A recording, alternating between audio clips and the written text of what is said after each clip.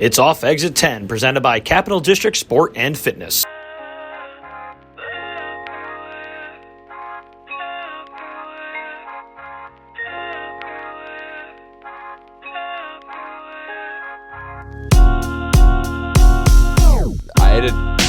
I had a viral TikTok like 2 weeks ago that resulted like a lot of press. So it's been like a lot of this stuff over the last week, just not like in person. So right, it's fine. How much do you don't watch your stuff? You just put it out, and that's that. Dude, right? It's hard. So organic. Like I don't like. So we're recording now. Oh, we're Perfect. going. Let's go. Yeah. We're rolling. So we're rolling. We had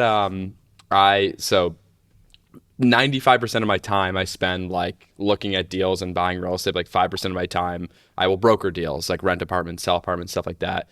And we had a building that's like, and like in your late 20s, like there's someone who like goes back to summer camp and you're like, why are you still going to summer camp? Like, it's fun, I like it's cool. And that's like me for like renting apartments. Like, I'll go back, I'll do one building every year. And there's this one building and I was renting it. It was in Manhattan, like 3 blocks from my apartment. And I could just see like the desperation on people's face. Like they're just they're like, please help me find an apartment. Like, this is all I got. So I went back to my apartment and I recorded like a 60.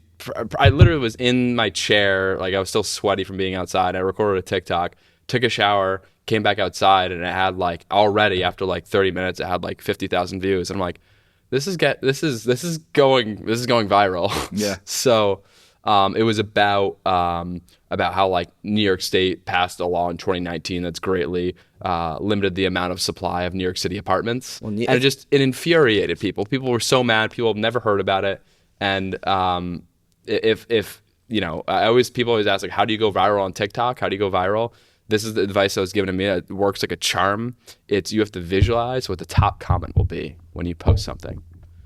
Visualize what the top comment will be.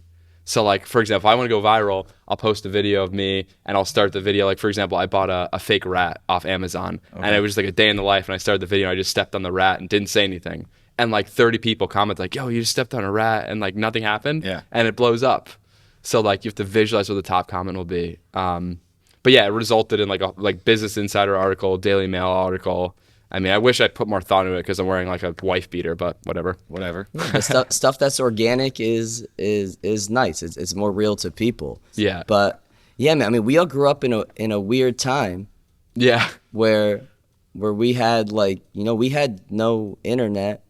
Yeah. No real social media presence when we grew internet. up. We had internet, but we had no social media Right. like it is today. And then we kind of, we go through high school and then into college, into a workforce where this thing's growing as we're trying to grow a career. And it's so interesting. I'm a few years younger than you guys, but like 3 or 4 years. But even that 3 or 4 years is such a big difference. Like, how old were you guys when you got cell phones? Cell phone, I was in 8th grade when I got my first cell phone. 7th grade, I think. Okay, you guys were a little bit older than my brothers. I remember my brothers shared a cell phone in high school. I do remember that. I do remember them sharing. Yeah. So hey, so people that don't know, we have Evan Rugen on the podcast tonight, and Evan and Paul were childhood neighbors. Yeah, growing up, which is pretty amazing. Like, I love when these turn into little Chatham reunions, because I enjoy seeing people, do well. And kind of move on from Chatham and pursue their career paths. So Evan's the owner of LVL Group in New York. He's done real estate in New York City prior to that. When did you move down there, Evan? I moved to New York City May 18th, 2014. So how old were you then when you? I was 19. Yeah. And did you have this foresight as to this is what I want to do going down there? No. I guess it's a podcast. I guess you have time. I'll explain how I ended up there. So I worked at Destino in Chatham, waiting tables. That, yeah. Worked there for 5 years, and I was a busboy and I was a runner, and I was like, all right, I gotta find a way out of here. So I printed business cards, and I'd pass out business cards to people who I thought looked wealthy or like cute girls. And I met this one couple. It was like an old Australian woman and a lawyer from New York, and they employed me to do like really weird jobs, like, can you wash my kitchen floor? That was my first job I ever did with them. I did it. I left. I'm like, that was super weird. I'll never see them again. They called me the next week. I'm 19 at the time. I was at Hudson Valley Community College. It was actually the only year I ever went. all my friends like away at college, going crazy, partying. I'm trying to be frugal, save money. So I'm, sort of feeling bad for myself. I'm doing these weird jobs for these 75-year-old people. But these jobs kept escalating, and can you walk my dog? Can you watch my dogs? Can you watch our dogs for a weekend? Eventually, they're like, hey, can you move to New York City for a month and watch our dogs in New York? I'm like, perfect, let's get out of here. So went to one semester of Hudson Valley Community College, went to New York in January. I was 19, didn't have a fake ID. I'm like, all right, what can I do? Let me get my real estate license. Got my real estate license, moved back upstate, finished my last semester of community college at Hudson Valley, moved to the city May 18th with $500 and a duffel bag, looked after them as like a housekeeper, made breakfast for them every morning, walked their dogs, water the plants, sold real estate terribly. Came home, made dinner, walked dogs, watered the plants. Did that for 6 to 7 months. I was in New York City, but I had no time. I had no friends. I couldn't really date. It was just me trying to learn New York City. And like eventually I moved out and got another apartment and sort of just kept going from there. Because as a young kid, I mean, real estate is a very customer service heavy industry. Yeah. And like that is it's a challenging skill, or it's a skill that you naturally have some of those people skills. Yeah. But something you have to acquire with time. How tough was that being a 19-year-old kid and now, you're face to face with these clients? And yeah, I mean, it was like, I'm very grateful for it because like adversity is a muscle. And when someone's making like the biggest decision of their life, renting or buying a home, and like a 19-year-old kid shows up who's unfamiliar with the product. And unfamiliar with the city. Yeah, as unfamiliar well, with the right? city. Yeah, you really Come have from no the sticks to shot. Chatham. So it was really, really, really difficult starting off. I think my first deal, I rented it to some guy who was coming from California. His name was Arthur Alonso. I had no money, maxed out all my credit cards, eating McDonald's for like 3 straight months, and I was like a check for like $800. And I'm like, oh my God, like it's a commission. So like it takes like 3 weeks to hit. So I'm like, yo, can you front me this commission? You could pay me less. I just need the cash. And like, I got it. I started crying. I'm like, I want to be in real estate for the rest of my life. And then like 2 weeks later, I closed a bigger deal and a bigger deal. And it just, it just snowballed. So, but that's the beauty of it. When you start with nothing, like your upside is exponential. For sure. Your upside exponential, but you need to have this work ethic and this almost plan along the way as you're going. So you start to do more deals and you start to realize, hey, this is something I think I could do as a career. And then you moved there in when, 2014? 2014, yeah. So you're rolling, you're selling properties, and then COVID hits. How much does that change things once there comes? Yeah, exponentially. I mean, it's a time to reflect and think. By the way, how much time do we have for We're just gonna we're chilling go till we go. We're gonna Okay, go till we cool. go. Yeah, because I have a lot of stories from the travels. Is that something that's covered on the podcast? Yeah, we're gonna talk, and I just want to learn. Like Yeah. I was telling Paul earlier this week that real estate is something I'm genuinely interested Right. in. It's something I have no education about. Right. And then like come and open a business in 2018. Yeah.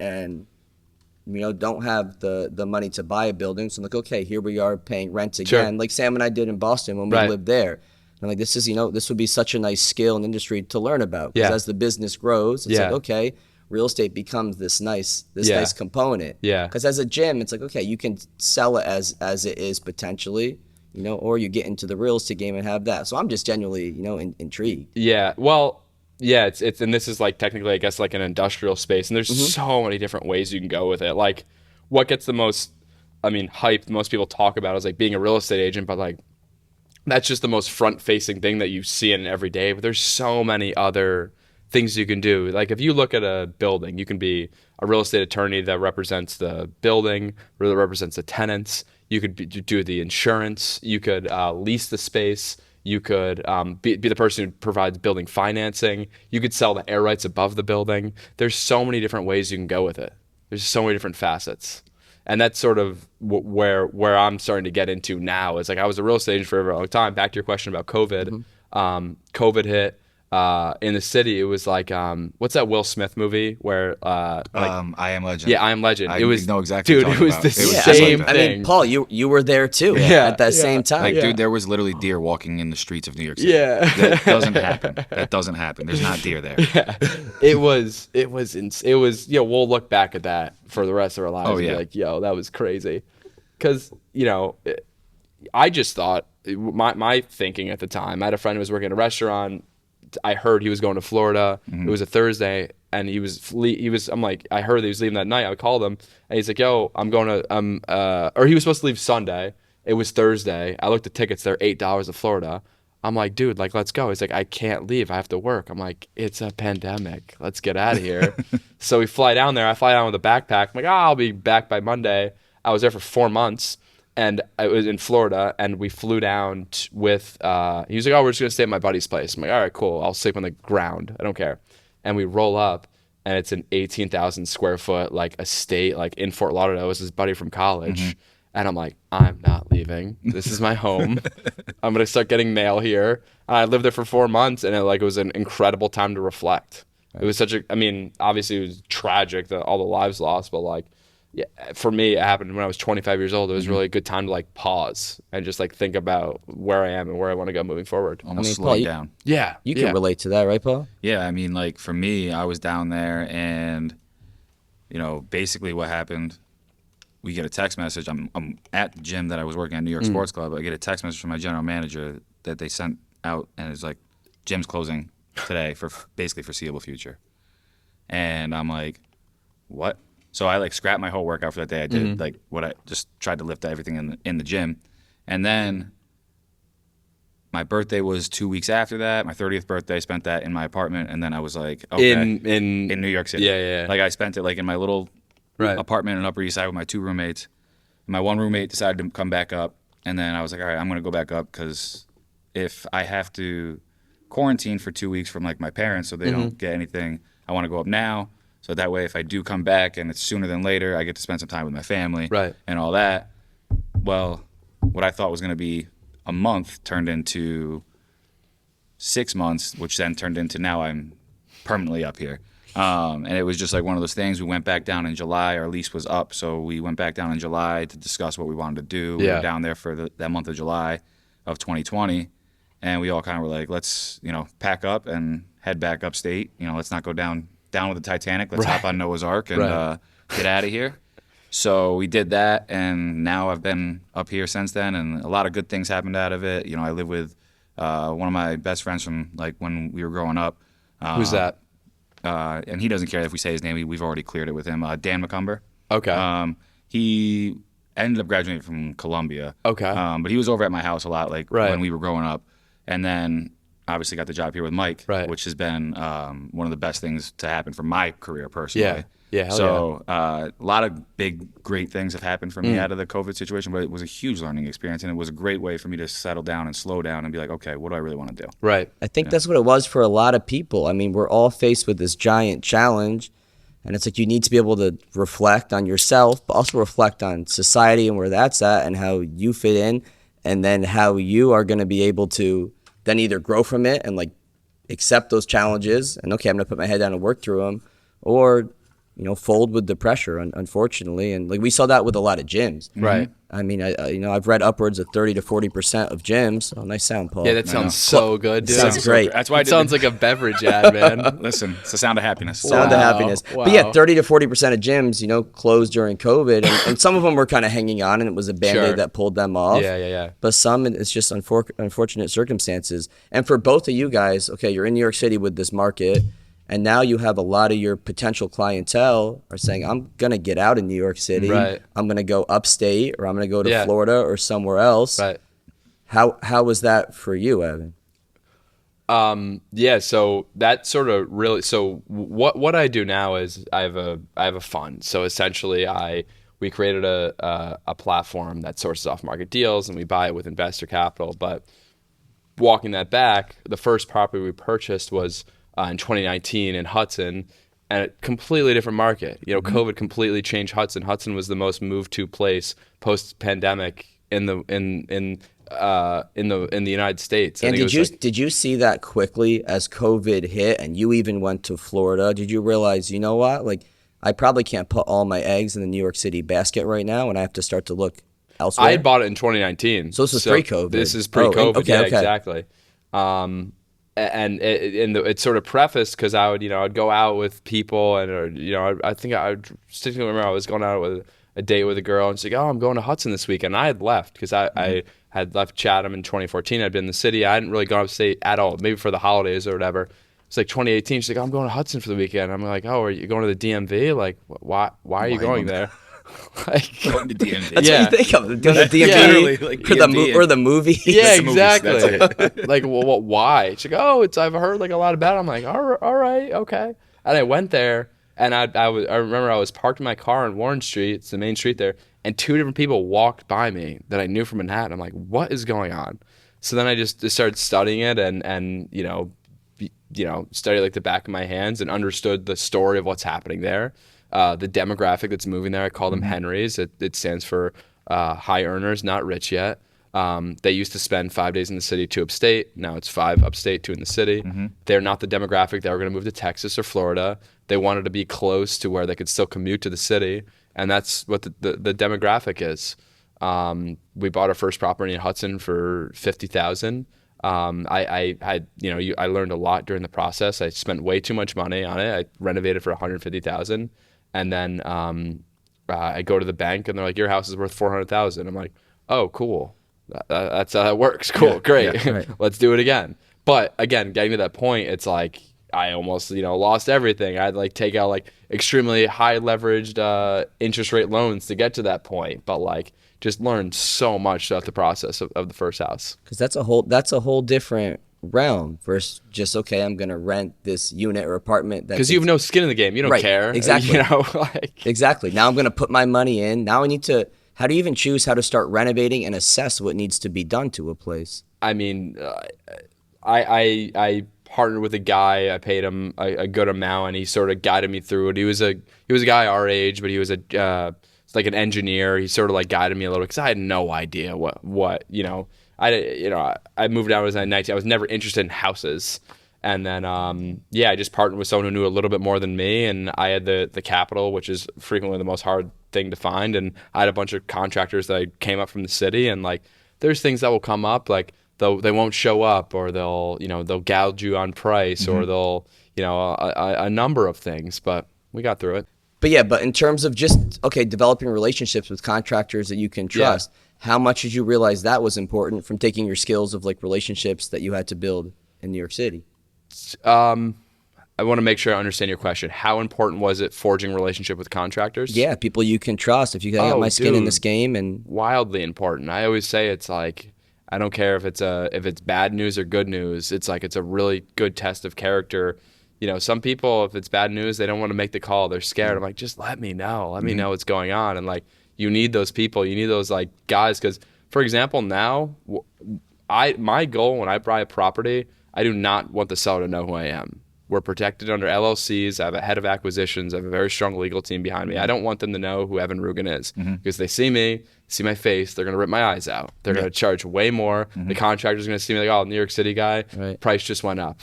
The contractor I sent out is, a rough guy who can speak their language, who knows what's going on, who they're not going to take advantage of. right. So it is important, but at the same time, it's like you have to be smart about it. But my first house, I was like, "Hey, I'm Evan. Nice to meet you." They're like, "Okay, like let's nail this guy." Right. Let's jack up the price on this guy. Exactly. He's got no idea what he's doing. Exactly, and it was true. and they got me. Yeah, so well, good for them. You live, you learn, and you know what? You still made it out of there. So and obviously it didn't deter you from continuing down that path. Right. So how important because you did 2 years, 1 year at Hudson Valley. 1 year.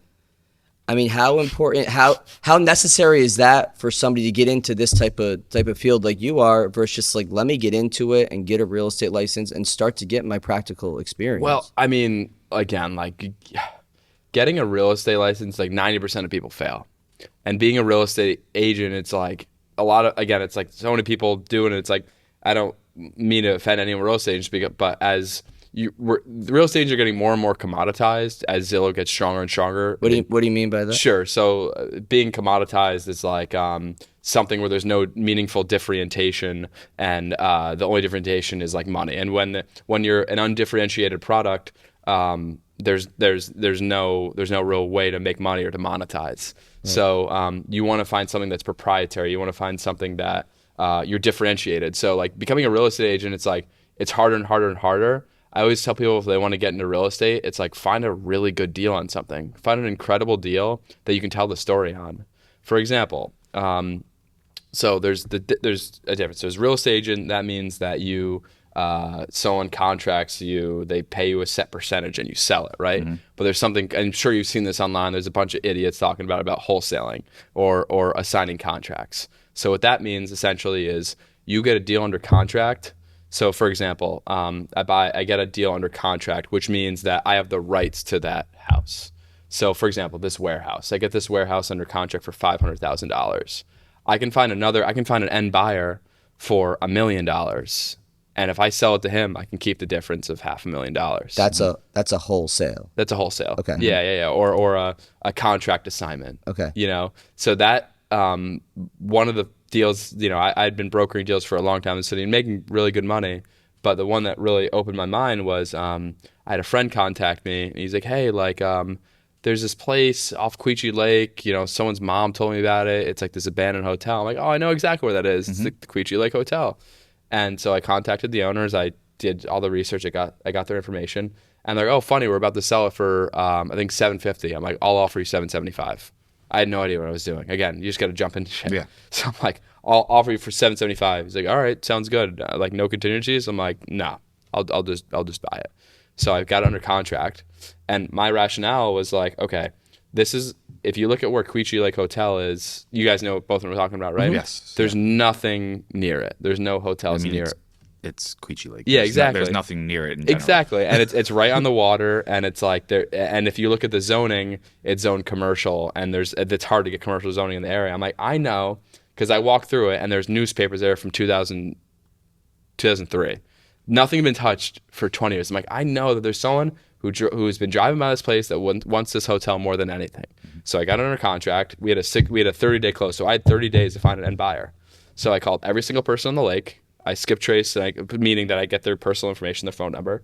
And I got every single hotel owner's information within 100 miles. I called every single person. And on the 700th call, one guy was like, I don't know how you got my number, but I'm really interested. This guy pulls up, sparks a cigarette, walks through, and he's like, I want it. How much? And again, I'm sort of very, very new in assigning contracts. The asking price was $950. He's like, can you do 900? I probably could have done it for 950. I'm like, yeah, sure, 900, no problem. And in 2 weeks, we signed the contract and made the difference on the sale. Mm-hmm. So I'm like, wow, this you could grow way more exponentially doing something like that than. And now this is with coming in and putting in some renovations. Nothing. Or nothing. So just getting the deal, getting the rights. It's for example, that laptop. I'm like, hey, I want to buy that laptop from you. Let's write up a contract. Mm-hmm. I get it under contract. And then Sam's like, I want to buy that laptop. And I got it from you for $1,000. She wants it for $2,000. Okay. So then you make the difference. So this is happening all over the place. No, that's the beauty of it. Because people, for example, it's happening all over the place in Florida, in Texas. You look for problems, okay? You look for problems when you're wholesaling, But no one does it in New York because everyone thinks New York is such a litigious state and everyone's running around suing everybody. Right. So no one does it. So I'm really much on an island. When did you get the Queechee? That was last year. Okay, so that was post-COVID. That was post-COVID. Because I feel like I remember seeing it on Facebook or something. Yeah, something like that, probably. Yeah. So you posted it somewhere, and I remember seeing that. That really opened my eyes because before that, I'd just been selling homes, which again, you go in, you know what you're gonna make. Mm-hmm. I love industries where the inputs and the outputs aren't correlated. Okay. You get what I'm saying there? Right, but the outputs are correlated to your effort and your thought. Sorta, but you don't if you get a crazy deal on something, for example, if I sell $1 million condo, I know I'm gonna make roughly $25,000. Right. If I get something under contract, I have no idea. So if I get a crazy deal and I've had another guy who can, you don't really know how much you could make on it. So you're saying like if you sell something for like $1 million or whatever, right? Yeah. And you're making 25,000 roughly, not wholesale. That's your commission, right? Yeah, it's your commission. Right. But if you buy wholesale, the earning potential, you could still just make $25,000. You could still make 20. You could make zero. But your earning potential could be so much higher because it's a wholesale purchase. Essentially. Exactly. Okay. Yeah. Yeah, that makes sense. Okay, now where does like Airbnb and VRBO come in? Like, in terms of buying stuff, renovating it, and then doing short-term, long-term rental. Yeah. Is that something that you're into? Yeah. So I always say, like, again, just to go back to the foundation, it's like, so our fund. So I created a platform that sources off-market deals. So anytime someone dies, I get a notification. And an off-market deal, just explain that for me and for people. That's not public. It's not online. No one knows about it. It's not on Zillow. You can't Google for it. Right. It's nowhere. You're That's right, an exactly. off-market It's nowhere. deal. Yeah. Okay. Exactly. It's direct to seller. Okay. So I hire about 15 virtual assistants in the Philippines that we've trained them. It takes a long time, but they skip trace, notifications on like the if someone dies or if someone is late on their water bill or if someone clicks one of our ads online. Like a lot of people they can't sell through the traditional process. Maybe their house is a mess or they're embarrassed about it or they need to sell within a week. And this is why they go off market, because it's just not going to get done the traditional way. Exactly. It's not going to get done the traditional way, or they just, I don't know. It's like selling your house is tough. They don't want to like reach out, and it's like for example, like we have a deal we're buying in Tannersville right now where the guy, and again, this is a I don't expect you to understand this. It's a lot. It took me a while to understand it. Joe, simplify it as much as you can. Okay. So it's called a short sale. That means the person owes more money than the house is worth. Okay. Which I don't even know they did that, but they took out like a first mortgage and then a second mortgage and like a third mortgage, like they put a truck on their house. So they have a mortgage of like $300,000 and the house is only worth like $100,000, let's say. Okay. So in this example, jeez, what a tough situation. Yeah. Fuck balls, man. Yeah, exactly. Holy. Yeah, man, we see this stuff all the time. So this scenario, this house is probably worth $300, and he owes like $550 on it. Somebody cranking music right now? Oh. Do we hear that? Hold on. Somebody's calling me. Someone's calling me, probably. Yeah, someone's calling me. That's my bad. That's all good. I was like, just cranking the music. It's like that episode. Yeah. We had once a motorcycle drive by, and you thought a rocket was launching in your ears. We're all just like, holy And Jordan's like, shit. no, that was a hog. No, it's a hog. All right. We're good with the audio, by the way? I think we're good right now. we're good. I hope I think Jordy we're will Is this the good pace? Am I talking too much? No, we're great, man. Okay. We're just going. You're the guest. You should be the one talking. Okay. I like this though, Evan, because during the day, I've said this in other podcasts, Right. whenever, at least for me, I feel like I'm communicating with colleagues and people, it's all so quick because we have so much on our plate. Right. It's let me touch base, check in, base, check in. It's and then when I have free time, I need to be with my wife and, doing other How long have things. you guys been together, by the way? Forever. Evan, this is Yeah. all right. I'll disclose. Evan Forever. Rugen's bringing this out right now. Let's hear it. Evan with the cues. Yeah. So Sam and I have been together since 2004. I never passed. When did you guys graduate high school? I I graduated, graduated in 2008. and I was So you 9. guys went to like the Queen of Hearts? I wasn't a big dance guy, Okay. dude. Yeah, Mike's not a dancer. Oh, not a that's dancer. such PTSD for me. High school dances. Evan. Oh god, me too, bro. Like right here, like so far. I never away. even got there. I was in the Yeah. fucking corner. Yeah, in the corner. Yeah. just like having a panic attack. Yeah, Like Cupid yeah. Shuffle came on and like pissed my pants. The worst song ever. I was right there with you, man. It was not me. Like I am. So 2004. Yeah. 2004. Damn. So Yeah, dude, we were 18 years, freshmen. man. 18 years. Sometimes it's like Respect. it's Respect. you think it would like rattle me, but I'm just so happy in life right now. Like Hell yeah. I enjoy going home and being Yeah. with Sam and talking to Sam, and I look forward to it. Yeah. And I'm like so happy with my life. I know people are Wow. probably like, bro, what the fuck's wrong with you? No, But- that's beautiful. It's like, again, like I was saying before about like the people we grew up with. It's like that's consistency. Like people are out here, not even like dating and like at a job. You're at a job like very quick. Like that's Yeah. great. I appreciate it, but it's also the magic of growing up in a small town. Right. I think we all have a unique experience, or unique to people who grew up in a small town and then decided to move to a bigger city. Yeah. So I feel like deep down you still have this really strong understanding of community and family and relationships. Definitely. For sure.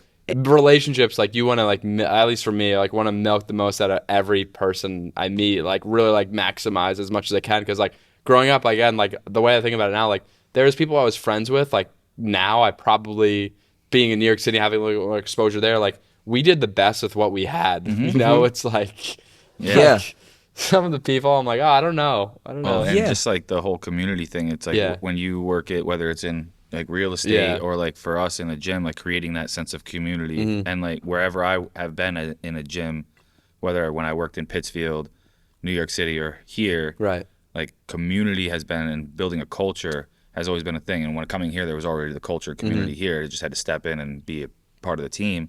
Whereas at the gym I worked at in New York City, there was like one trainer there who really was like really good and like wanted to build the culture, and people gravitated towards him. So like myself and my two friends that I was down there with, we got hired there, and that culture and community got built because that's what we wanted to bring there. And then same thing when I was in Pittsfield prior to that, it was like we'd go in, and I remember the first time I came home from New York City, I moved from Pittsfield to New York City. I walk in the gym and I felt like a pseudo celebrity because everybody was walking up to me like, "Oh, dude, how's it going?" Da da da. This that. Yeah, but it's like you feel that sense of that community. small town. That's going to the Crandall. It's like going to the Crandall. It's the Morris. You know what I mean? The like fucking Morris. football games. Dude. That's it. And it's but I think it's equally important to go experience Absolutely. different. Right. But again, things it's too. like for the people that I know that grew up in New York, I'm like, it's tough because like that's the mecca. Like we always had a place to go to. For you it was Boston. For you it was New York. Like we had a light at the end of the tunnel. It's also so interesting growing where we were. Like me thinking, I'm like, oh, like New York City, it's the same thing as Albany. Like they're the same. Like I don't know. And then and then you move to New York and you're like, oh, this is a global. This is different. Yeah, this is different. It's as big as it gets, man. I mean, it's like your neighbors weren't there llamas? Yes, there was llamas across the street. Yes, there was llamas across I the grew up street. with chickens. That's fine. When we were in Boston, I'd tell clients like, "Oh, you have 2 dogs?" Like, I had 2 goats growing up. Yeah. And they're like, "You lived on a farm?" I was like, "Well, no, but like we just We just had goats. Yeah. Yeah, I remember when those llamas came across the street. I was like, "Mom, there's llamas across the street now." It's so funny, man. But it's so funny that like when we anytime someone moves from New York City to our area, every single time they get chickens, like without a doubt, like they just get chickens. Evan, that's so true. And then what happens after that? I don't know. I know. Give them the keys. I'm like, I'm out of here. Can I Like, tell I you? don't wanna deal with Can I chickens. tell you what happens after you give them the keys and Sure. they get chickens? Yeah. A fox comes almost every time, and it Yeah. eats their chickens. Yeah, and then yeah, they will choose to do it again, and another fox comes, or they stop getting chickens. It's either That a was like vicious the cycle or- most sad like I've ever seen my dad. Like one day, like he was almost like pouting. He's like 57-year-old man. I'm like, Dad, like what's up? He's like, Fox got the chickens. I'm like, oh man, he those were Defeated. his kids. Yeah, Like, he he was just got defeated, defeated. dude. He like the fox took down like 15. So yeah, sad.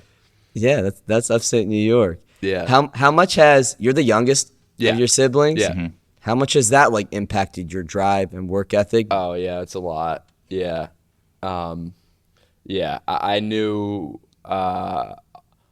I'll put it like this. So my dad, the chiropractor, 2 uncles chiropractor, grandfather chiropractor.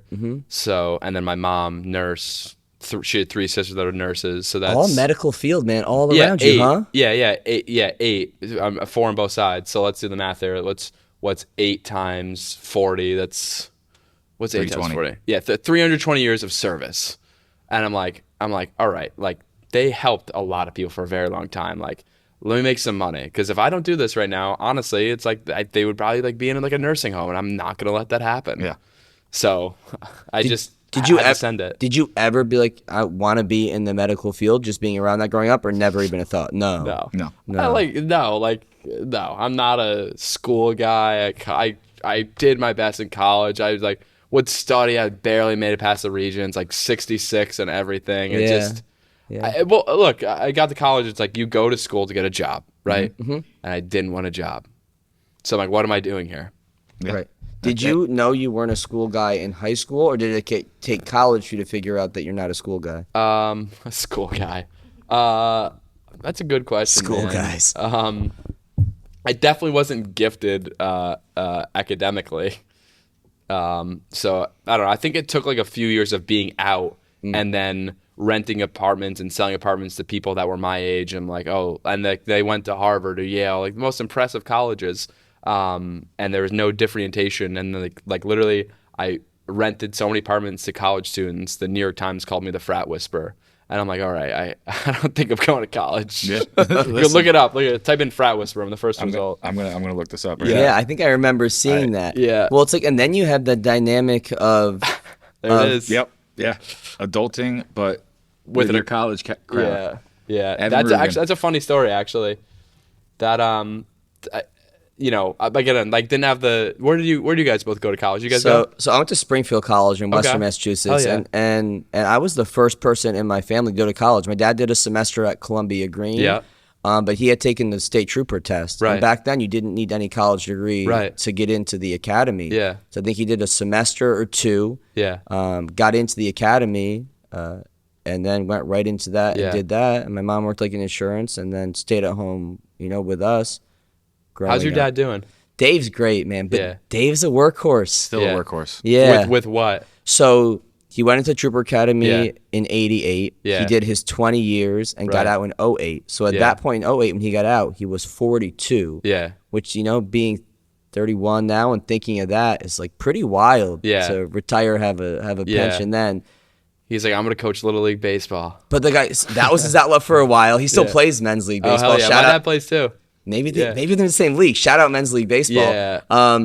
But then he had his painting company on Yeah. the side. That was big. It was big, and it's Yeah. gotten even bigger Oh, because wow. he's just put all of his time Yeah, and his yeah, yeah. eggs into that basket now. So, sometimes I'll talk to my mom and be like, "Dad needs to slow down. Like You it's not can't good though. for You his health." gotta keep pushing. But I think that's just him. I think it's detrimental if he Yeah. slows down. His Yeah. body and his mind just need Yeah. to be going Yeah. all Yeah. the time. 100%. So- Little does Mike know that he's got the same work ethic. Yeah, Very similar in the work ethic side of things. Your parents had that. Do you feel like that rubbed off on you? Like always working. Yeah, was that the case for you growing up or no? Yeah, again, didn't really notice it, but that was a factor. Yeah. Listen, I just remember being outside shooting hoops with Evan and him loving Paul Pierce. Oh, and that's my I guy, bro. Fucking hated Paul- it. I That's my hated it. guy. Yeah. You don't like Paul I Pierce, hate Paul? Pierce. I actually have a funny story. So I was I went to the final. So actually, there's a funny story to that story. So I know I'm getting old because I was in Charleston. Okay. I was watching Game 7 of Heat versus Celtics. Yep. And I'm like, okay, the When NBA is when LeBron shit on them? Is no. oh, this is the year before? No, this is like Oh. 2 months ago. Oh, okay. Yeah, So you're Heat you're a Celtics fan too. Yeah, Celtics Okay. fan. Celtics fan through and through. Yeah, Like, okay. since forever. Yeah, always. And I'm in Charleston. I'm like, there's so much money in the NBA. There's so much more money if the Celtics win for the NBA. And they had a better team, so I'm like, all right, this is what I'm going to do. I'm going to put the largest bet of my life on the Celtics. And when it hits, I'm going to use those proceeds to go to the NBA Finals. It hits naturally. I surprised one of my contractors. I'm like, yo, Rick, we're going to the NBA Finals. Go to the NBA Finals. Awesome game, awesome time. After the game, we were walking in the street. See this absolute unit walk by us. And Rick was like, yo, that's Glenn Davis. I'm like, yo, that's Big Big Baby. That's Baby. crazy. Big Yeah, Baby. Yeah. Yeah. He walked right by us. And then I look at his Instagram. I look at 3 stories. Click, click, click. I'm like, just verify. I'm like, yeah, that was him. That was crazy. We go out. We actually snuck on the Fenway Field. Another story. We'll get there. The next day, I'm on the train, and I have a message request. I'm like, oh, that's weird. And it's Big Baby. He's like, yo, what's up, man? I'm like, what up? And I was trying to think about it. I'm like, why did he message me? We didn't make eye contact. He didn't see me. He must have saw that I looked at his story. Yep. And he hit me up, and he's like, yo, I'm looking for an apartment in New York. This is the power of social media, Yeah, it though. is. That's Yeah, it's crazy. you leverage it. Yeah. Before we go on to the power Yeah. of social media and how you Yeah. can really use it positively, go to my Instagram, Paul. Let's find this picture. Show Evan. Maybe Yeah. use my phone so you can your phone so you can spin it around. That's true. Somewhere in there recently, I got a picture of Sam next to Al Horford. Oh, I yeah. saw that. Did you I see saw that? Okay, yeah, He wild. was wearing like a blue sweater or something. That's like college Al Horford. yeah, That's like yeah. Oh, he was in college at that time? no, was he NBA? No, this was like his first year, like one of his first years. Yeah, I saw that shit. We snuck on the Fenway after the game, actually. There was a Paul McCartney concert, and again, like I'm with the contract. He'd never been to Boston, Yep. and we didn't know. It was 4 a.m. We had to catch a train. We're like, let's go over there.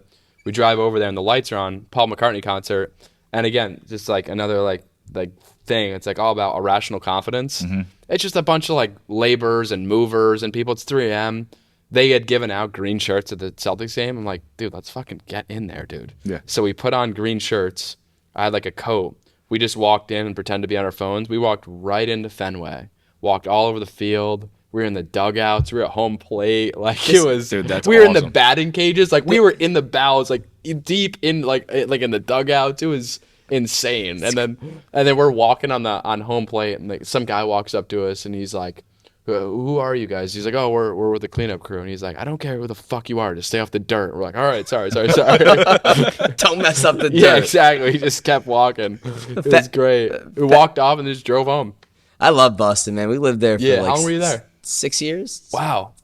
Five-ish years, 20. And I moved there like New Year's Eve or right around there, 2011, What did you 2012. do in Boston? So I finished my undergrad, all my coursework, first semester senior year, Right. and then I did an internship outside of the city at a sports performance gym, similar to what we've started here. Sam had moved out there in the summer to start grad school. And where did you go to college? At Springfield as well? Okay. I went to Merrimack College. Okay, just cool. Outside of Boston. Hell yeah. So we made it through different colleges. Wow. Man. Story gets crazy. Yeah, that is wild. Yeah, so I moved out there then. I moved into an apartment with her and her current roommate. It was Another challenge. yeah, it was a challenge. It was fun. It was a one-bedroom split. One bedroom split. Oh, the but I'm flex like, wall. yeah, I was like, All the oh, way to the ceiling? The So- flex? it was like this. But I was like, I'll live with two good looking Yeah. girls. That's fine. That's fine with me. But the apartment was like little. I don't even know how many square feet. It was one bedroom, little walkway. We turned the living room, which was just like another room, there's like a door into it, into the second bedroom. Yeah, been And there, then- man. Yeah, and then just like little ass kitchen. But it was fantastic. That was kind of like And you look back on those moments and those memories, you're like, yeah, we really did that. We were out there flexing apartments. yeah, it's a nice part of the story. Yeah, And it's like, yeah. so I used to work for Dave growing Okay. up. So it's like when I went out there, I did an internship, so unpaid. So I took the money I'd saved from working with Dave, paid rent for that Right. first 6 months or so until I got like a part-time gig after that internship. But those experiences you look back on them and they're kind of like key stepping stones. Yeah. For sure. This episode of Off Exit 10 is brought to you by Anchor and the all-new Anchor Pro. Crafted to endure the most high-performance workouts without the high cost and space requirements of a standard cable machine. Named the best portable cable machine by Men's Health Home Gym Awards, Anchor provides the full functionality of a cable machine in one small space-saving unit. Designed with user-friendliness in mind, Anchor can simply be attached to any squat rack or placed on any wall in your home gym using its intuitive sliding track mount. With up to 65 pounds of resistance, Anchor is built for high speed and controlled exercises alike, from cable presses and rows to chops and lifts. The Anchor has been a game changer for us here at CDSF, and now you can enjoy the same professional quality cable machine in your own home gym by heading over to anchortraining.com and using code CDSF10 for 10% off your order today. Get all the benefits of a cable machine without the high cost and installation fees. Enjoy the portable luxury and space-saving performance of Anchor today by going to anchortraining.com and using code CDSF10 at checkout. That's anchortraining.com, promo code CDSF10 for 10% off your order today. I have a question for both you guys. Go. Speaking of chapters, what's the title of this chapter in your life? Both of you guys can answer it. Wow, that's a good question. That's a great question. Wow. This- Think about it, because This- it's impossible to have a canned response. It's You know, hard someone to go have. like, oh, what? I wa- Think. I want to say one. This is for me. It's another big transition. We just moved up here from. That's a long That's a long title. We moved up here from our hills. I know. I got to think of a quick title. You put me on the spot big Yeah. time. Paul, do you have one? Think Man. back maybe Evan, of previous chapters. Maybe that will help you think of the current So- one. Something like new beginnings type thing, because Yeah. like for me, like moving back home, Right. But it's like also like, going back to your roots type thing, Right, So right. like, it's almost. But you're in a different area. You're not crossing paths with the Right. same people every day.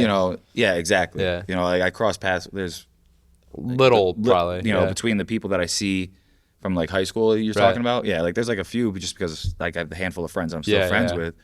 But yeah, it's something of that's an interesting question. For me, I gotta think a this little bit. Yeah, think, man. for me, okay, I'm gonna. This sounds really cliche. You're good. But I'm gonna title it family because for the last since like 2012 when I moved out to Yeah. Boston, I went in straight work mode. Right. You know, like nose to the grind. That's where I'm at right nonstop. now, and man. and I'm and that jealous. those were Yeah. my main priorities. Yeah. I wouldn't answer texts. Oh, wow. My relationship with brother and sister was definitely at its Yeah. lowest just because I was not communicating whatsoever. Where's your sister? Is she? So where's she at? she moved out to Massachusetts. Oh, hell She's yeah. in Western Mass. And Nice. Yeah, so it's a great move for her. I think I saw her at Tanglewood like 3 years ago. yeah, I'm sure. Probably. Yeah. So it was Yeah. just like we went to Chatham. Hi. Yeah, that's the nice part about a small town. Yeah. But for me, okay, so from 2012 Yeah. all the way until I would say this past spring, my mindset still opening this and moving back to New York Right. was still just like strictly business. Yeah. How can I grow this? Sure. And how can I grow? So I had career capital, which we'll talk about. I kind of Sure. grew that. Networking, internships, Right. boom. Moved here. I said, okay, now I need to really build, Right. financial capital Right. and establish my business. And I was there all the way until this past April when my grandmother got sick very quickly. Easter, she got sick. Within 2 weeks, Yeah. she had passed. Wow. I'm sorry, man. I appreciate it. Yeah. It was, and that was the first real loss in my life. Yeah. My grandfather had passed away when I was 12, so Right. I didn't really Yeah. grasp it. Yeah. And it was there a switch really flipped, and I was like, shit, man, like I need to go see her in the hospital every day. I don't know how much time I have left Yeah. to see her. How much time did I not see her the past 15 years of my life? And Yeah. I've just been running through the wall working. Right. I wouldn't go to pizza nights. Right. I maybe wouldn't answer her phone call because Right. I was coaching a busy hour. Yeah. And it's like that fucked me up to be like all Yeah. these missed Yeah. opportunities Yeah. to spend time with her. So now, since her passing, I feel like I have been able to shift my I'm still super work mode, Right. but I now can just shut that switch off Yeah. much easier and much Good. quicker and go into family mode. It puts in perspective. It puts it in perspective for sure and makes me realize like this is great. Yeah. But at the end of the day, it's like your family family's- what yeah, matters. yeah, So I know it's yeah. a long-winded answer. That's a fantastic question. Yeah, that is a really good question. Sign this guy up. Yeah. Hell yeah, man. But yeah, ask your next guest. Right. That. Well, actually, we should. Yeah. That's actually a really good yeah, question. we're gonna hit you with the Evan Rugen. Do Buckle it. up, baby. Do it. I mean, I guess for me, it's almost like kind of a little. I guess cliche is not might not be dude, the word. own but it, like- bro. Own it. It's but, your life. There's not but, like, another Paul Morse running around. The thing that the thing There I could thought be about, some more Paul Morses Yeah, out there there. could be. Kind of. I don't know if they have that much swag, but But like I was thinking back to I went back to something, but I'm still progressing to the future. So Right. Back to the Future. yeah. Ooh. Oh, that's a Paul. good one. That Right. is good. Next tattoo, dude. Paul. Let's That is go. yeah. Like, Seriously. in my head, I was like, yo, Back to the future. That is Paul because, like- McFly. Oh yeah. because moving back home, but like there's still a lot of things. that is one for of the my best future. answers I've ever gotten. That's what I told me to think about it, so I Yeah, thought about that it. was- all that right? was a I used good my touch. thinking brain, Yeah. and I use my educated brain here. But that could actually be like a published, thing. It's Yeah. like family. It's like you got to dress that up a little Yeah, bit. I You have to gotta give us the explain what it innuendos. means. Back to the Future. Back to the Future's nuts. Yeah, like that's kind of. Yeah, I think that's how I would describe this because I guess when I had to move back up here Yeah. and still unknown if I was gonna move back, how soon if I because that door's still always open. Right. But I thought I was gonna be moving back down there end of 2020. I know. And I know. or beginning of 2021, and that didn't happen. Right. Also, my one friend, he enrolled in school, so he was Right. going to school in Massachusetts up here at Berkshire Community College. Right. So, for him, it wouldn't make sense for him to go back. So one of the people to help me financially be able to move down there, Yeah. because going down to New York by yourself, I mean, you did Yeah. it. But barely, bro. Kudos But to you. Fucking barely. Shit's wild. Oh But, my god. just coming back up here, there's just so much. There's so much more that I could do with my future still, Right. And I think that's why, that as soon as I thought of that, I was like, Back to the Future. I was Yeah, like, yeah, That that might be was it. a That good might have touch. to be it. Yeah. That's great, Paul. But I mean, you feel like you're in that just work mode right Yeah. now. That's where your brain lives. Yeah. But I feel like Yeah. what are you 20 27. 27? I feel yeah. like You I was should be there too there. at that point. Yeah, I mean it's at that and that's I guess to the next point, like that's why I went sober this year. It's like I don't want to look back in my life and wonder like what would have happened if I just took a few years off. It's like I'm at that magical time where like I have enough work experience and people take me seriously, but I'm not too old to where like I have a bunch of different obligations. And it's like I'm not like, you know, I really, really enjoy it, but it's like I call it like the Schwarzenegger method. Like Arnold Schwarzenegger, what he did is he got very fortunate with real estate in the 70s, and so he had a nice little portfolio with some passive income, and he never had to take like bad gigs. He's like, I'm going to take that, and that. I'm not going to do any of the bottom 80% because I don't need the money. You know? Yeah. And it's like I think real estate is it's something I'm really good at, and it's something that is a really good stepping stone to other ventures. Right. But I think that's big. If you can get this passive revenue or this kind of at some point this baseline of money that you can have saved away, it gives you a lot more freedom to pick and choose what you want to do. Yep. It's passive revenue, or even like people that talk about like, you know, making money when you sleep type thing. Exactly. Like exactly.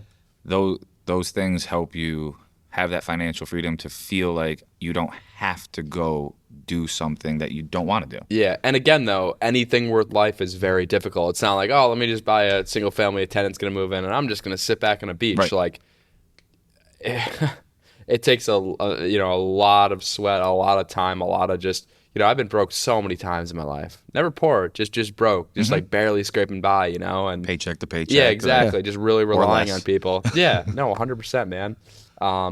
But like but again, like adversity is a muscle. Now that, you know, for example, I have a contractor who like was going to go after me and blah, blah. I'm like, dude, be my guest, you know, do whatever you need to do. You're not going to intimidate me. I'm not going to step down to you. Bring it on. Seriously. Try me.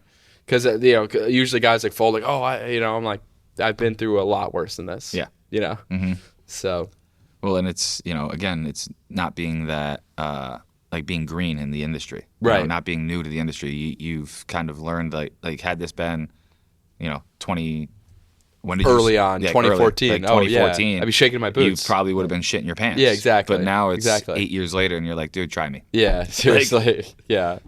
Yeah. Yeah. And I'm sure there's the same thing with your industry, like some stuff that you guys see. It's like when you first started. Yeah, you this is a weird industry Yeah. because you have to take an exam, right? You said to Right. get your real estate license. Yes, but again, it's like it's not very hard. Right, anybody can get by. The barrier. It's like again, like being. Oh, is that me? You're blowing up tonight. Yeah. There you go. Turn that off. Thank you, I Is appreciate that it. your alarm over there going off? Or? Yeah, I don't. I'm trying to stretch my time out as much as possible. I usually take like a 20-minute nap every day. That's what that was.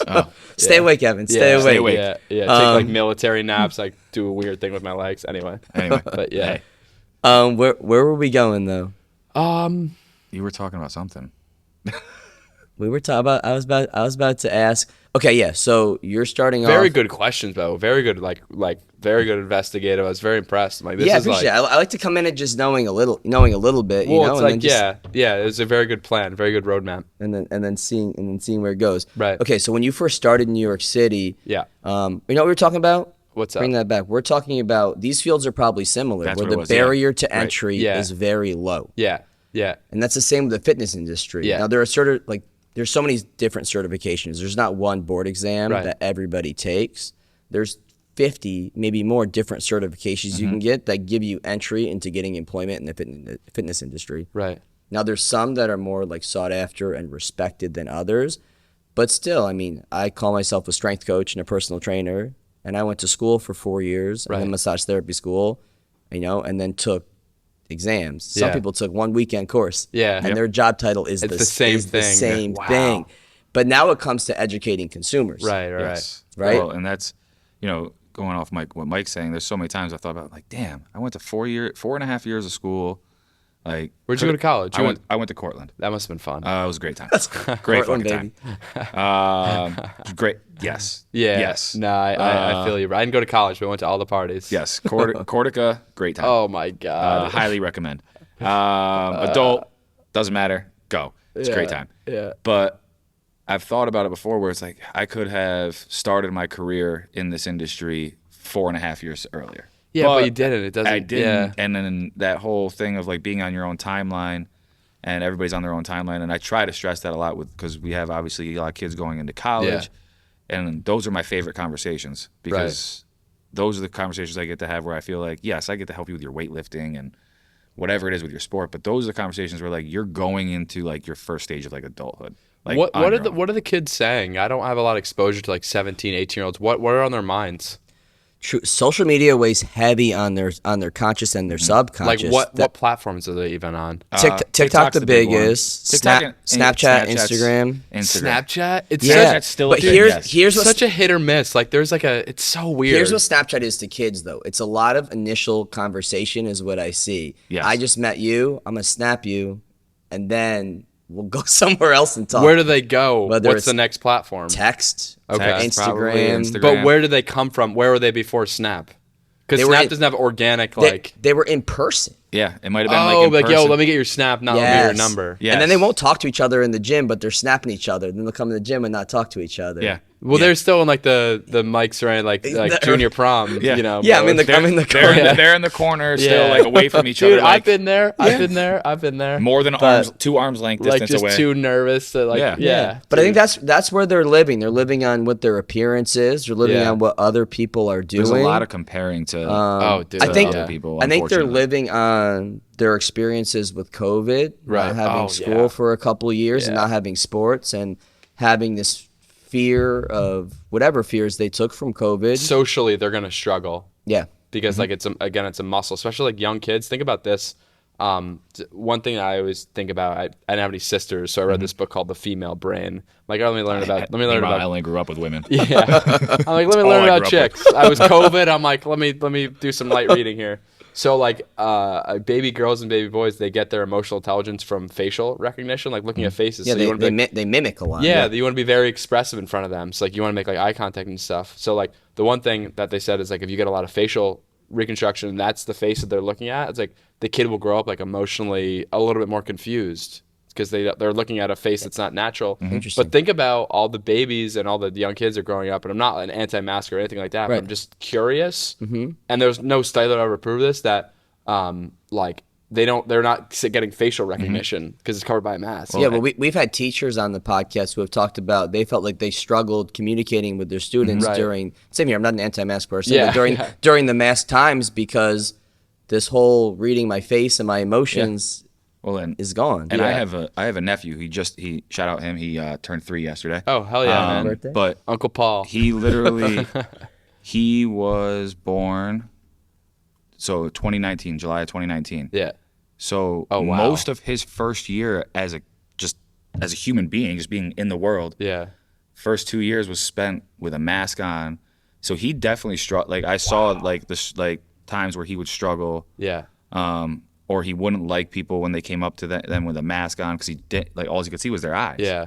So sometimes like if I just went like this and went back, he was fine. Yeah. So it does make a good point with Yeah. that is like facial recognition. Now like I think about that too, and like times where I've just, like I just like make a funny face and Yeah. he literally does the exact same thing. Yeah. Like exact same thing. So Yeah. it's interesting. Like that's definitely a thing where facial recognition and like seeing the emotional reaction of people, kids pick up on it because they pick up on your words too. Yeah. Like you know? another trend I've followed, it's like at the exact time that it's becoming more beneficial in your career to have deep focus. There's this book called Deep Work. It's an incredible book about focus.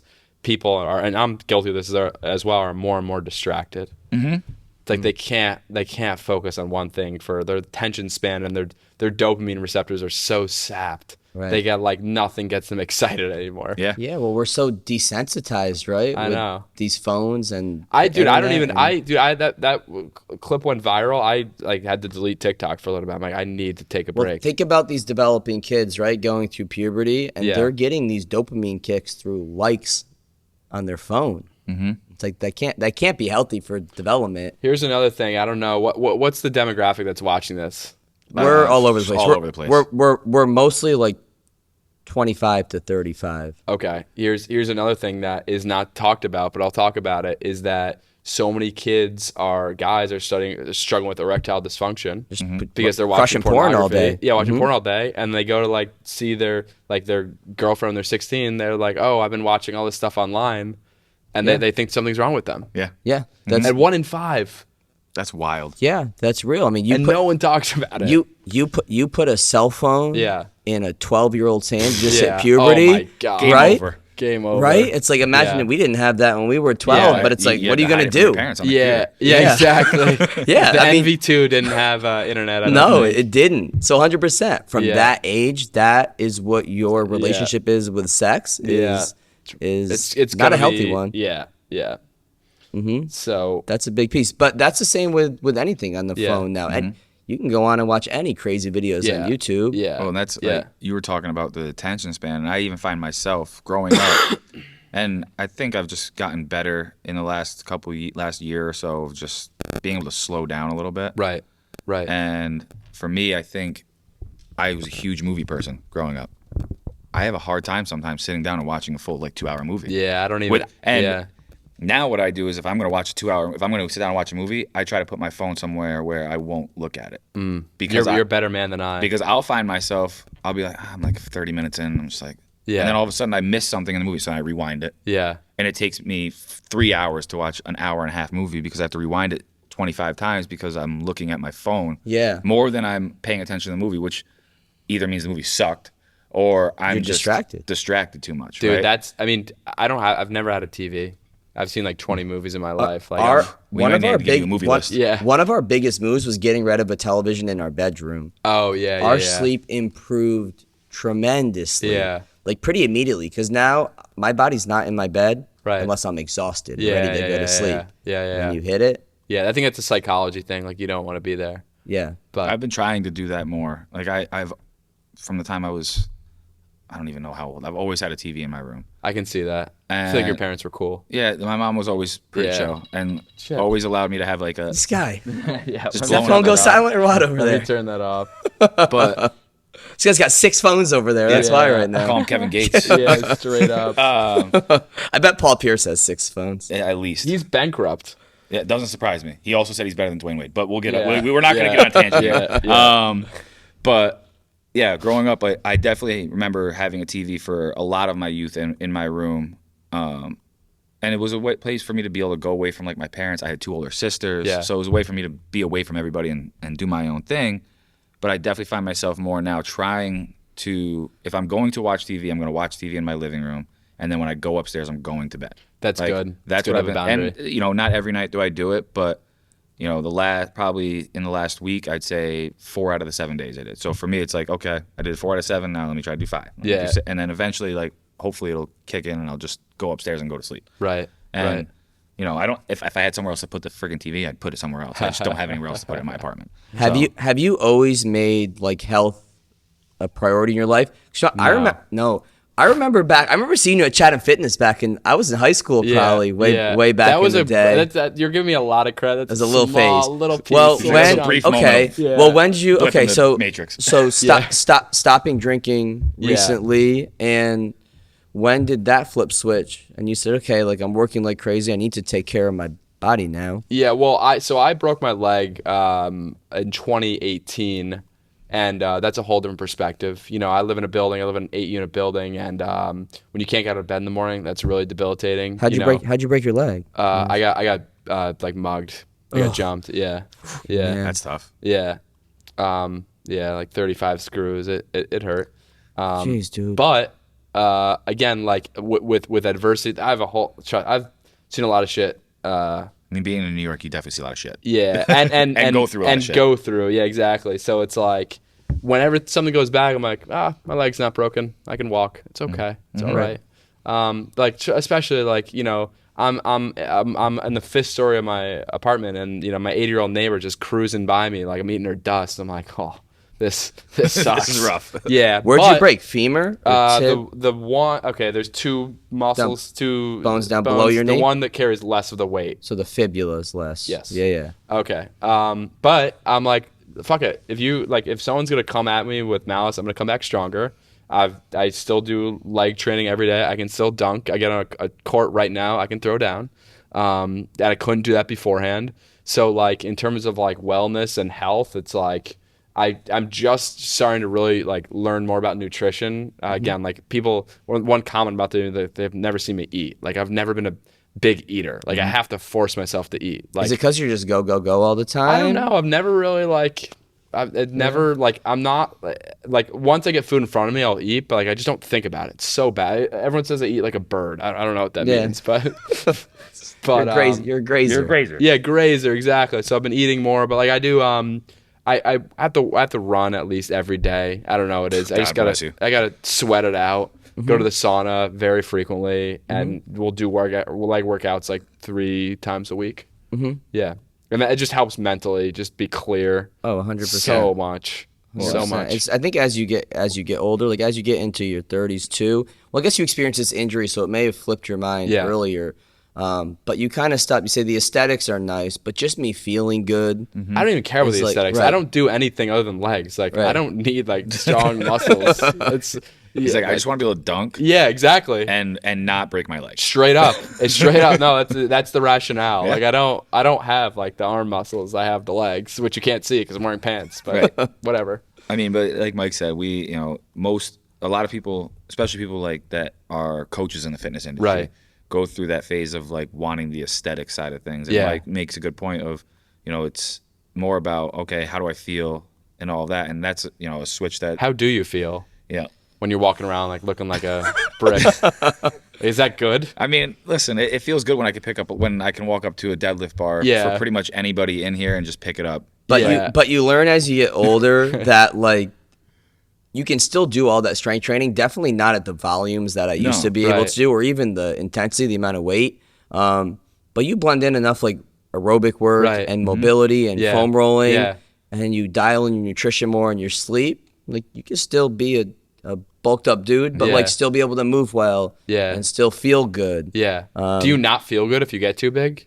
No. So my issues in the past have been when I did powerlifting, I didn't really respect like recovery. So like stretching, soft tissue work, managing my training loads throughout the weeks. I would bench 3 times a week. I would deadlift heavy twice a week. It wasn't smart at all. What were you throwing up on a bench? So my bench wasn't the greatest. My bench was like 245, and then I tore my pec. Sad. And that's what ended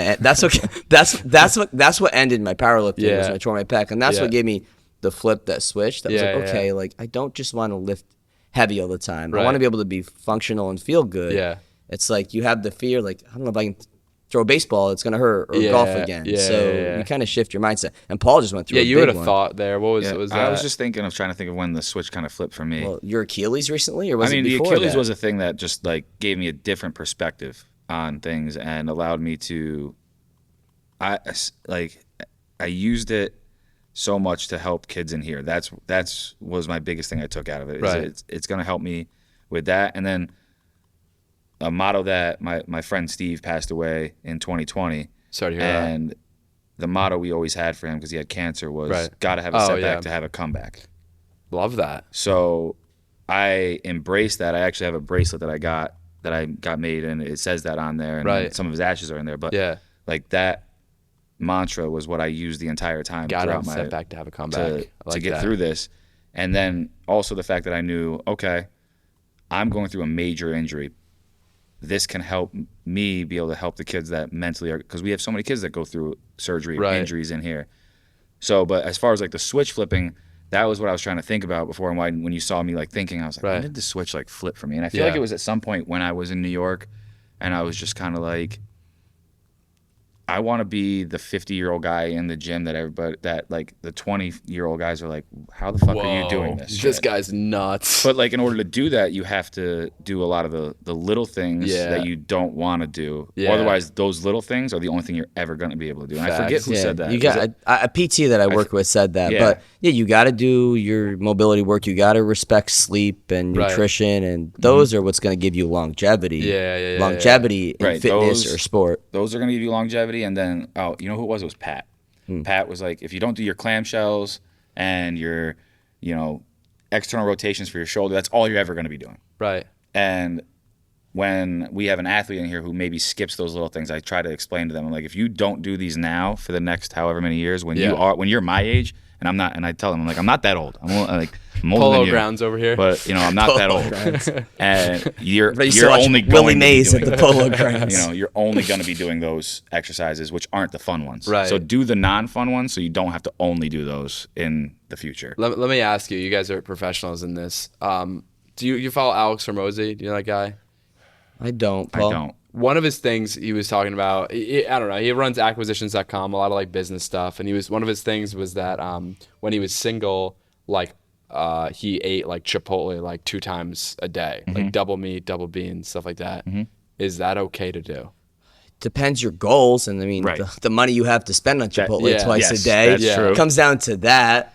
But yeah, I mean, if you're somebody trying to gain weight, I suppose. Okay. Like, I mean, in the grand scheme, it's just like eating balanced. Right, Is really what it comes down to. And I'm not the poster child for eating balanced. I don't eat enough variety of vegetables. I try to eat enough vegetables, but I just don't eat enough variety. Sure. I know that for a fact.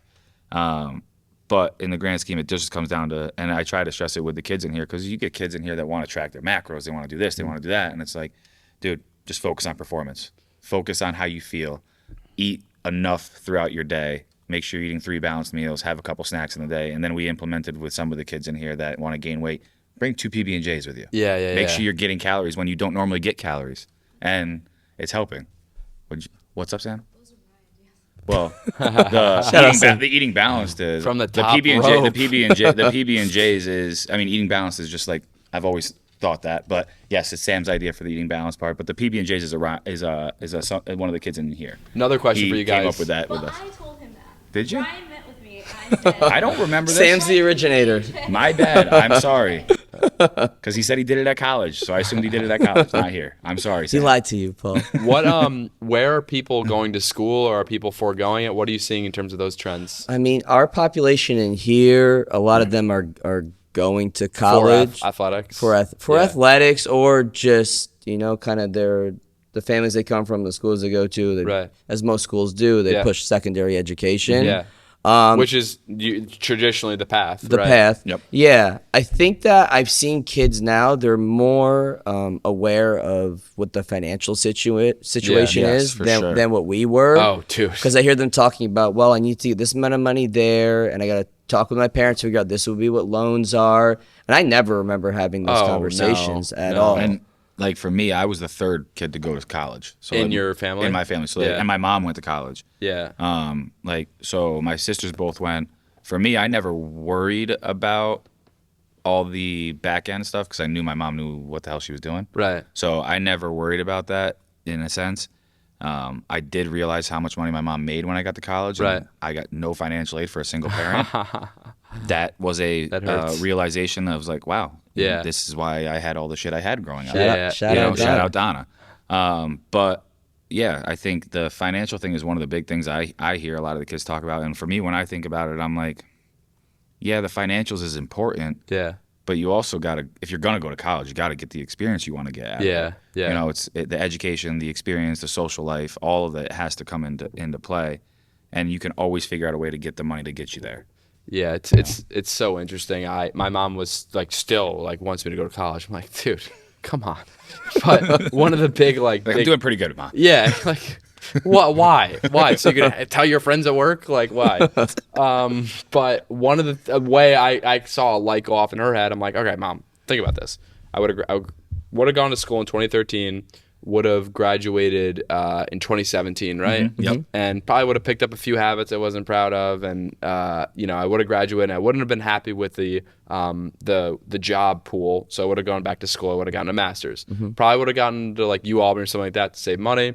So would have graduated with a bunch of loans with a master's in 2019. I would have been in the working field for 5 months. COVID hit. I would have lost my job. Yeah. So I'm like, Mom, what would you have wanted? That I worked for 6 years and like built this nest egg and built this like organization, or that I went to UAlbany, graduated, got a job, and then got fired? Yeah. And she's like, oh, okay, all right. She's like, yeah, you got a point. Yeah. Well, she didn't say that. In her, she wanted to. Yeah. But she didn't. Yeah. But what other questions do you guys have? So I want to, because, with our 25 to 35 audience, what advice would you give? Let's do the 2 situations. Sure. Somebody who is in a situation where they can't buy, they need to rent. What type of advice would you give them in terms of things to look for in places to, does that make sense? Yes, I'm not sure if I'm go through it a little All right, let's say more. they just moved to New York City. Yeah. And they're like, I got to find a place to live. Prices are crazy. They are crazy. Where do I start? Yeah, I mean, honestly, if pricing is an issue, or not an issue, if it's a thing you have to consider, I mean, Like my first apartment was with three, elderly couple. My second apartment I got on Craigslist for $700. It was with like some guy who did like too many drugs in the early 2000s, a hairdresser, and then like a war veteran, like whatever war was fought in the early 90s, he was in that. And like those were my roommates. But I paid $700 a month, and I was in East Harlem, and I was, happy as could be, So just get to New York City, or if we're talking about New York, just get there. New York's the only place where there's such an infrastructure where there's a subway car. You can go anywhere. You don't need to buy a car. Like if you move to LA, you need to have a car. If you move to Miami, you probably need a car. So New York still remains the place with the richest infrastructure where you can move there with very, very little and get by just on the social programs and stuff like that. Right. So roommates is a big thing. Definitely. You can Go find on roommates, Craigslist, cut your rent. get a room for $700-$800. It's gonna be a nightmare. Right. Maybe meet some good friends. I've heard both sides of the coin. Right. Or if you got friends that want to go, like that's what I did. Yeah, that works too, but it can be tricky because like you figure out who your friends are when you live with them. Yeah, Well, that's and true. that's the thing is, so I moved down with 4 guys, Oh wow, right? It was me and 3 other guys. what a squad! All from upstate. We were all, I was from upstate, but they're from Pittsfield. I met them Okay, all in okay. Pittsfield through the gym, obviously. Right. And That refrigerator just must have been stacked with tuna. no, not tuna. Not for me anyway. Like other guys, I'm not a tuna guy. Okay, I love but tuna. one of our roommates, I'll never forget. I was home for the weekend, and I got a text message from my 2 other roommates saying that he was moving out. Yeah, I got home that Sunday. He was gone. yeah. And You're this gonna was- have those. and that happens. And How are we coming up with the rent? right. Well, the nice thing was he paid like the next month's rent. There was a lot of issues that happened at that apartment, so we were able to get out of the lease Right. 2 months early. And the 3 of us that's when we moved to the Upper East Right. Side. Where were you before that? That Ridgewood, like Queensboro. Okay. Right off like near Myrtle Ave. Right. Oh, I lived off Myrtle. Yeah, so pretty We close. we called it the beach. Yeah. Pretty With all the aesthetics. Pretty close to Myrtle Ave, but it was one of those things like, yes, like you said, you moved down there, but it also, I appreciate it because between him and then one of the other roommates, once we moved back up here, you do realize who your friends are. Yeah. And who's like who, because we all consider ourselves almost like a little family. Yeah, definitely. But now I realize, okay, of that, who's actually my family. Right. And if I ever were to move back down there, I know of the 4 guys, Yeah. only one of them I would ever move back down there with. But being able to have them, because I wanted to move down to like Long Island, New York City when I graduated college. Right. I just didn't have the financial means Right. to it, Right. nor did I have the balls essentially Yeah. to just get up and go. Yeah.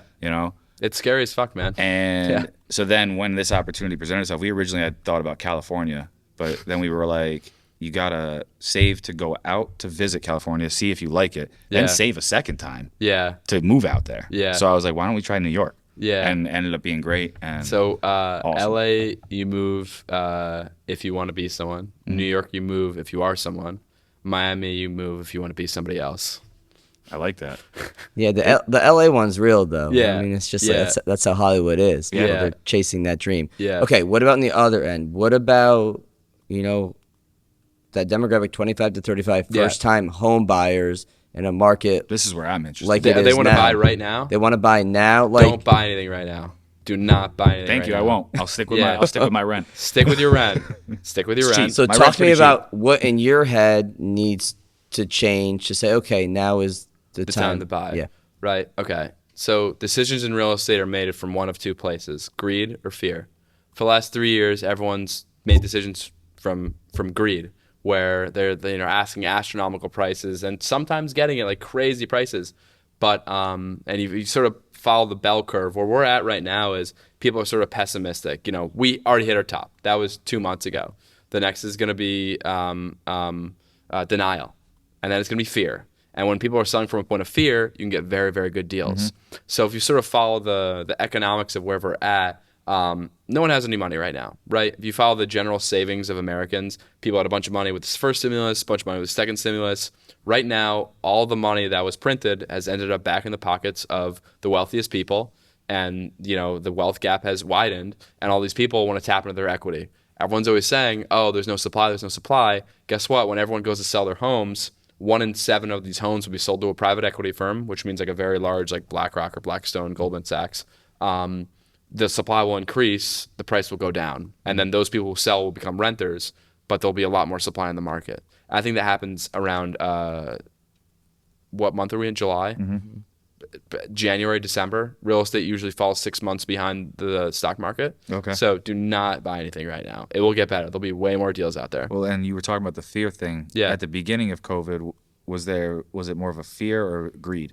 I don't know. Because I was on a beach getting You were drunk. on a beach. I don't You know. didn't give a shit. You were Yeah. in Florida. Yeah. You were in an 18,000 square foot home. You were like, I'm living my best life. Place was nuts. Yeah, I can only imagine. Place was insane. We I'll were show you talking pictures. we were talking about Florida because you were talking about how you almost got an internship in Florida. And you were, Yeah, I thought I was going to work there many years and ago. you were looking at like places and you're like, wow, we can get for the same price, like 4 rent in bedrooms, a Boston. swimming pool, like Yeah. all, 2-car like, garage. Yeah. like, Well, the prices have gone up a lot, Yeah. but yeah. I mean, I don't know. Like literally, like at that time, we threw a pool party and like Duncan Robinson showed up. We were It's chilling. pretty dope. It's Yeah, pretty dope. we were Right. chilling. I- He was the party. He brought everybody. I mean, I'm sure. I'm Yeah. sure. Duncan Robinson, he makes $90 million. Right? Yeah. to sit on the bench. Yeah. I got one more big question Yeah. then, because I know back where we grew up, Ghent or Chatham, I don't Yeah. want to quote which one, but Sure. some people struggle accepting Airbnbs and Right. VRBOs as being a thing. Yeah. They fight against it. Yeah. I mean, they're here to stay, right? This stuff's not going anywhere. I mean, right now it's like, and another thing. So with all our homes, we always list them for long-term rental first. We list them for long-term rental, and if no one rents it, And this is with LVL you're talking about. You're buying stuff up here. Yeah. Okay. Then we'll list it for short-term rental, and sometimes it makes more sense for a long-term rental. We leased an apartment yesterday. This is gonna blow your mind. We leased an apartment for $2,800 a month in Athens. Yeah, I mean, I'd never even been to Athens. We just kicked their butt in, sports. Right. Yeah. Right. But yeah, I mean, we threw it. I'm like, no, and like 10 people reached out. They're like, we need this apartment. I'm like, okay, all right. Then the couple moved in and then they took it. So yeah, Airbnb is here to stay. I think it's still in the early half. But again, just I really try and think things through here. When you're playing with other people's money, you have to be smart about these things. But if you look at it, we're in the early phases. We're in the first 33% quadrant, I think, of Airbnb. What is there the most of? Large houses in the Chatham and Ghent area. As time goes on, there will be more supply for these houses. And at the exact time, there'll be less demand for these big houses.